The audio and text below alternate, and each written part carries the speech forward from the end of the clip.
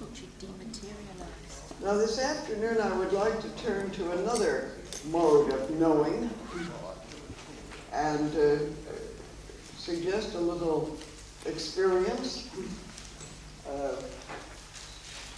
And I'm going to go even more slowly perhaps than we did on the dialogue, because I'd like you to really take time for this.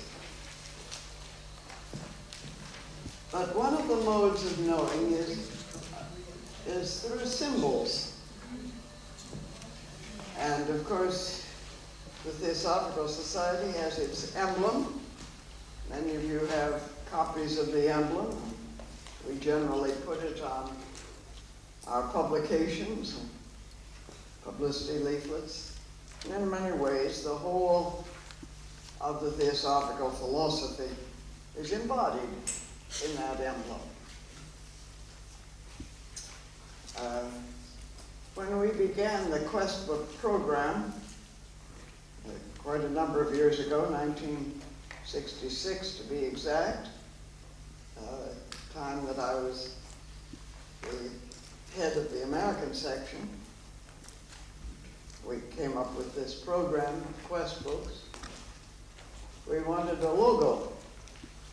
First we thought of using the emblem of the society itself, and then decided that was a little complicated. So you may see on the Quest Books a modified version, which actually was the first emblem of the society, earlier than this one that we now have. And we used it as the identification of Quest Books, and it still is being used for Quest Books. So symbols can lead to another kind of knowing, almost a wordless knowing. Actually, symbols are said to be the most powerful and ancient means of communication available to humankind. We find symbols in myths, in stories, in the great religions, dreams. Dance and music, of course, are based on symbols. Carl Jung has written that in symbols, form is intimately relevant to the context. Hence the patterns of rhythms, colors, shapes, tensions, and sounds are not only of aesthetic intent, but they mediate the meanings. A symbol, said Carl Jung, nearly always mediates the discovery of a new dimension of inspiration and experience. The Jungian psychologist James Hillman has said, literalism is sickness. And I think that Theosophists are accustomed to the symbolic mode. But I'd like to lead you on an adventure, therefore, this afternoon, dealing with symbols. And what I'm going to do, we're going to get into the groups again. And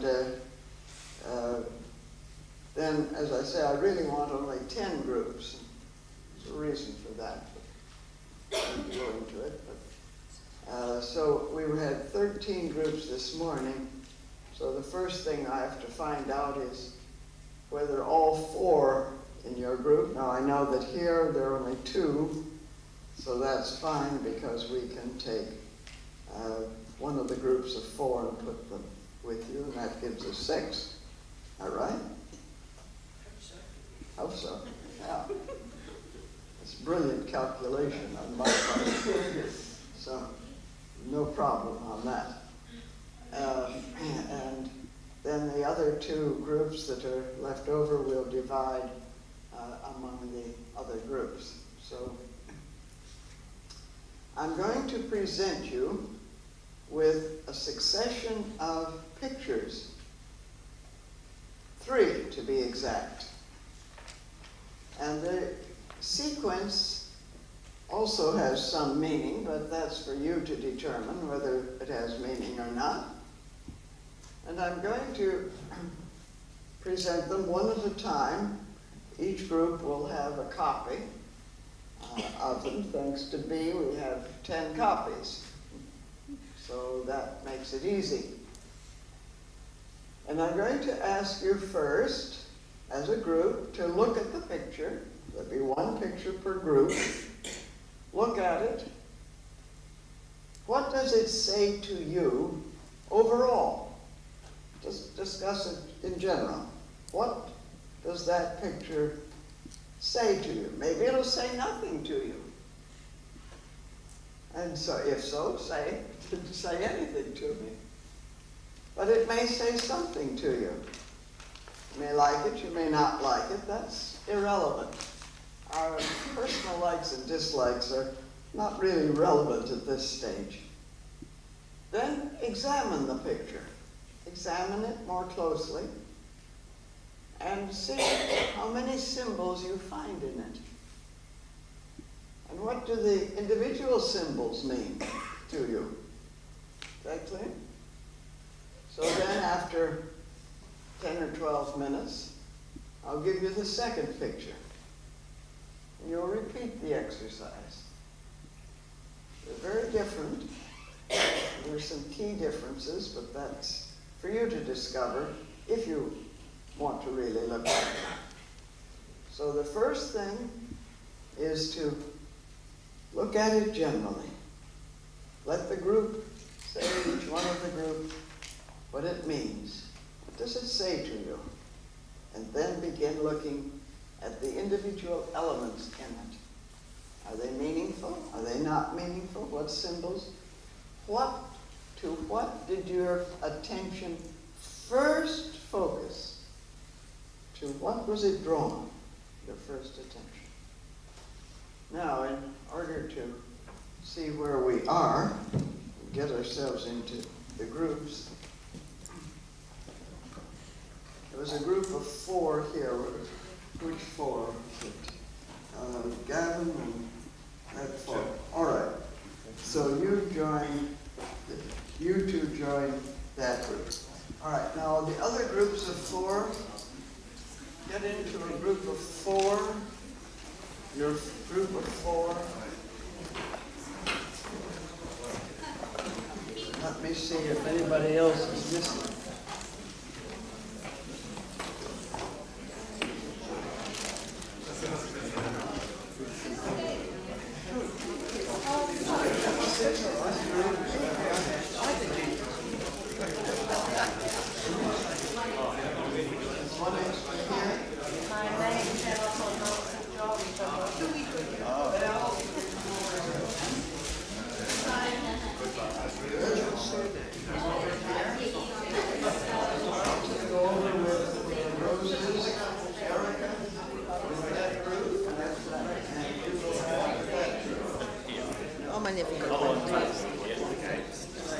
You have only 3 there. All right. Brian, you join that group over there. Joshua, can you join this group? You turn around and join that group.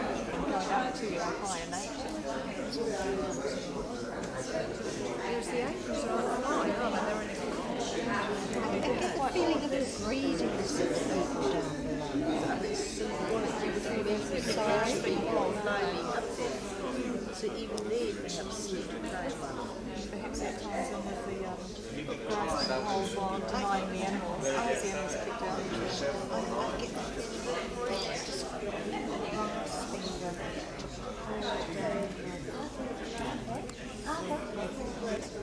Impression I get, it's like there's human times, there's 3-dimensional time, we are living in our time and space, and there's eternal time, perhaps sort of geometric designs, sort of it's like geometry, isn't it?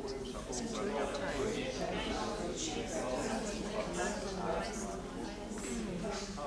Is it important to you in a particular time? Oh, yeah. It's now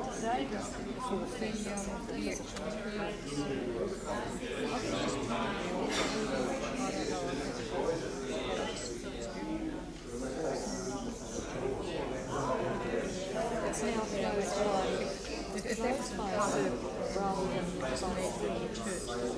The straight lines have moved outwards while remaining concave.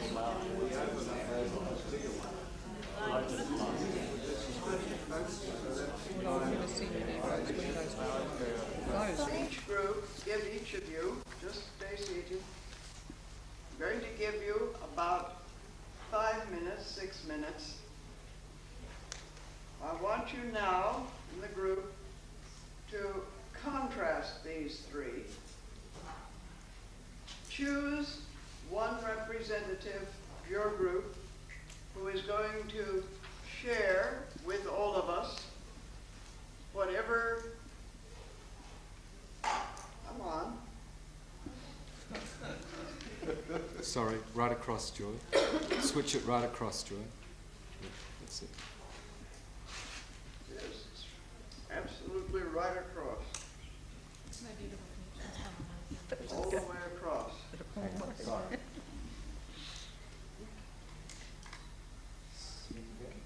Yes.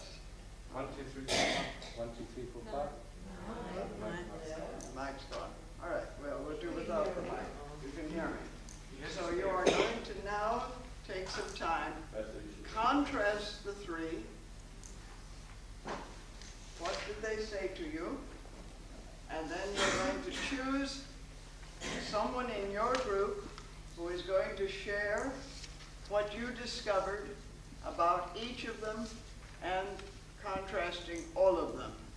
Whatever you want to share with the group, what symbols, what spoke to you, what the group found, what they discovered in it, in each of them and in all three of them. Did you feel there was a sequence? No sequence? Did it matter? What order they were given in? Anything that you want to report as to the meaningfulness of these three pictures that I've given you. The symbols that you found, the meaning.